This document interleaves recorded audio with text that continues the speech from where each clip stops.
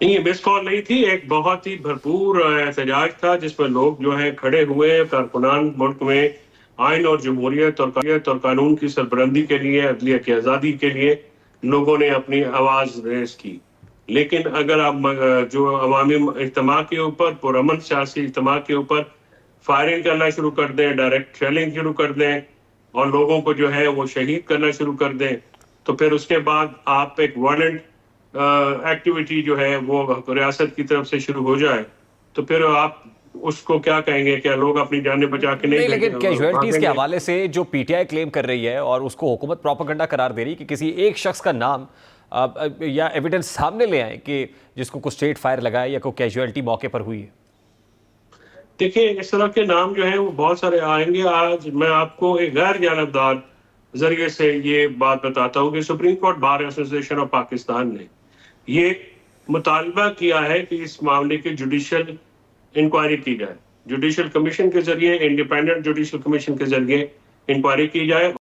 मैं supreme court bar association के इस मुतालबे की भरपूर तारीफ करता हूँ। लेकिन फैसल चॉइस साहब, आपके प्रोटेस्टर्स तो ऑन ग्राउंड थे ना सर, उनको तो अंदाजा है कि उनके साथ कौन मौजूद था, कौन है जो मिसिंग है, उसकी आइडेंटिटी क्या है। वो तो अब तक अली अमीन गड्ढापुर भी मीडिया टॉक कर चुके हैं, उनको सामने ले आनी चाहिए थी। बिल्कुल लेके आनी चाहिए और लेके आएंगे भी। और ये जो सारे हमारे शहदा हैं, इनकी डिटेल्स भी आपके पास आएंगी। अगर किसी को नमाज पढ़ते हुए कंटेनर से नीचे फेंका जाता है और तमाम दुनिया उसको देखती है, तो आप उसको डिनाई तो नहीं करेंगे।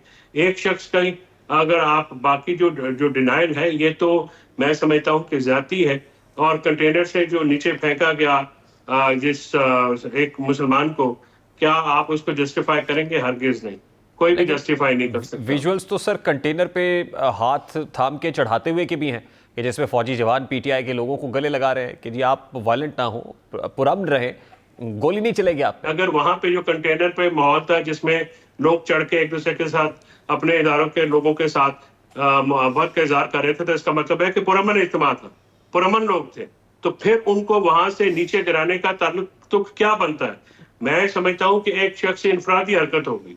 मैं इसको किसी भी तौर पर इदारे की पॉलिसी नहीं समझता।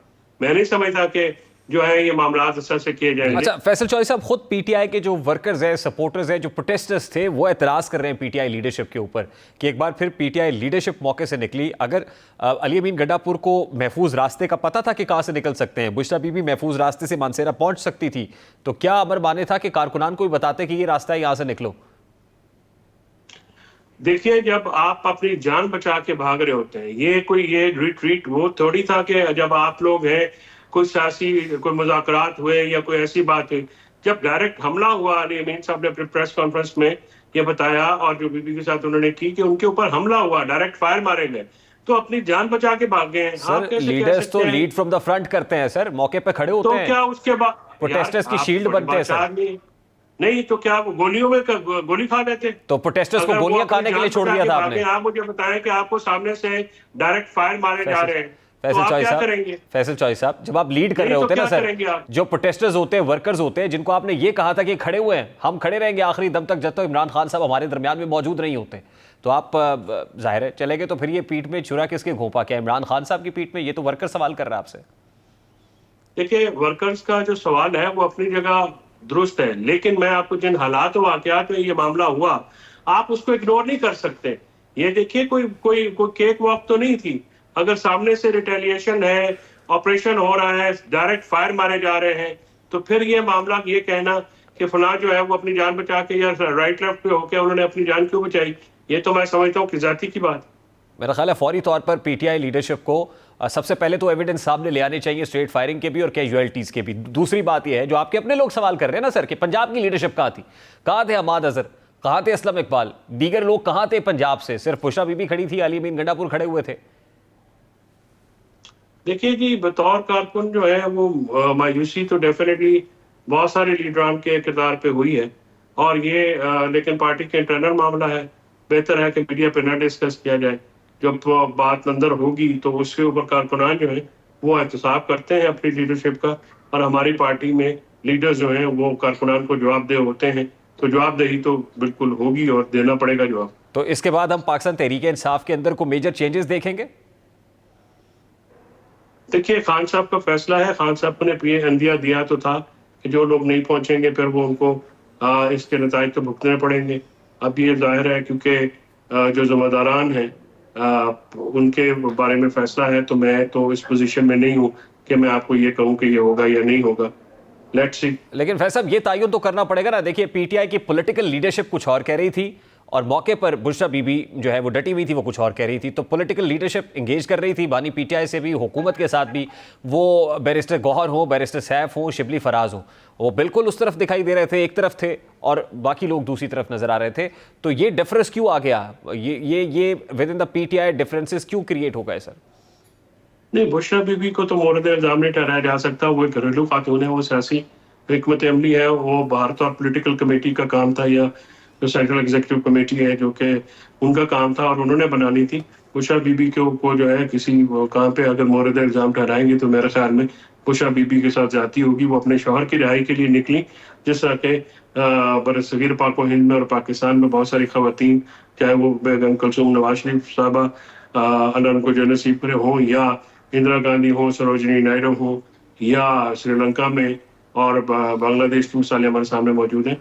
तो उनको जो ये पॉलिटिकली जो स्ट्रेटजी है, इसकी फेलियर का जिम्मेदार नहीं ठहराया जा सकता। But don't you think the damage has already been done to PTI itself, and this damage could have been controlled? Damage in what sense? In a sense कि अब शायद वर्कर्स, सपोर्टर्स उस तरीके से ट्रस्ट नहीं करेंगे पीटीआई लीडरशिप की call के ऊपर। जब उन्हें पता होगा कि हमारे साथ खड़ा होने को कोई नहीं है, तो लोग क्या निकलेंगे? नहीं, वो पीटीआई के लीडर एक ही है। पीटीआई में वो इमरान खान साहब है, और वो उनकी जेल में बैठे हुए कॉल के ऊपर हजारों लोग निकले हैं, और आइंदा भी निकलेंगे। और इमरान खान साहब पे मिसट्रस्ट करने का कोई जो है जवाब भी नहीं है, ना ही कोई ऐसा मौका है, और ना ही वर्कर्स ने इमरान खान साहब की कॉल पे कभी इनकार किया है। हमेशा इमरान खान साहब की कॉल के ऊपर सब लोग निकलते हैं और वर्कर्स निकलते हैं। हमारा वर्कर बहुत वेलिएंट है, बहुत बहादुर है, बहुत रिजिलियंट है, इस पे हमें फख्र है। और जो लोग कल उस सारे मामले में शामिल हुए, इमरान खान की कॉल पे जिन्होंने वहाँ पे शामिल हुए एहतजाज में, मैं उनको खराज तहसीन भी पेश करता हूँ। जिस तरह से पुरअमन रहे, जिस तरह से पुलिस वालों की उन्होंने इमदाद की, जिस तरह से लॉ इन्फोर्समेंट एजेंसीज को के लोगों को जो वो बीच में जब मॉब ने घेर लिया, लोगों ने घेर लिया, तो उसमें हमारे लोगों ने उनको बचाया। अली अमीन गंडापुर ने तकरीबन 55-60 लोगों को रेस्क्यू किया। तो ये हमारा एक पुरअमन रहना, और हमारी जद्दोजहद भी पुरअमन है, आइन और कानून के दायरे में भी है। और लेकिन हुकूमत की तरफ से जो इस तरह की रिटेलिएशन की गई है, इसकी भरपूर मजम्मत करते हैं और इसके आजादाना जुडिशल तहकीक का मुतालबा भी करते हैं। ठीक, फैसल साहब, लास्टली एक विंडो ऑफ अपॉर्चुनिटी पीटीआई के लिए क्रिएट हो रही थी कि कहीं को ब्रीदिंग स्पेस होगी, कोई नेगोशिएशंस हो सकती हैं, कोई रास्ता निकलेगा। आपको लगता है इस एपिसोड के बाद वो रास्ता भी बंद हो गया? नहीं, मैं समझता हूँ कि सियासत में कभी रास्ते बंद नहीं होते और निगोशिएशंस करनी चाहिए। मैं हमेशा इस बात का कायल रहा हूँ कि अपोजिशन जमातों का अलायंस भी हो, दूसरी जमातों से भी, सियासी जमातों से गुफ्तगू होनी चाहिए, और ये गुफ्तगू ही पॉलिटिकल पार्टी का। और इमरान खान साहब ने भी जब ये ऐलान किया था डेट का, तो उन्होंने कहा था मुज़ाकरात तो हम करेंगे, वो हमको बंदूक के जोर पे तो बिल्कुल नहीं कर सकते।